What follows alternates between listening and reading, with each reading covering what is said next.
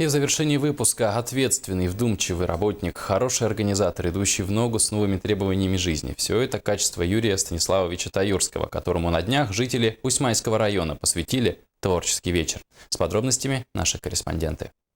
Вчера в многофункциональном центре прошел творческий вечер, посвященный Юрию Станиславовичу Таюрскому, который более 40 лет проработал в системе кино и телевидения. Сначала киномехаником, инженером, затем главным инженером Усьмайской районной дирекции кинофикации и с 1989 года по 14 октября 2015 года директором студии «Спектр». Проработала с ним 10 лет. Работа с ним была, с Юрием Станиславовичем, было интересно.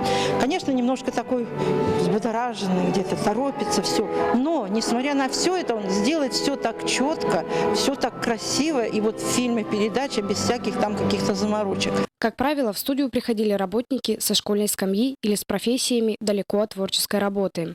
Именно он обучал их азам владения профессиями оператора, редактора, режиссера, монтажера, журналиста и ведущего программ, которые впоследствии становились профессионалами своего дела.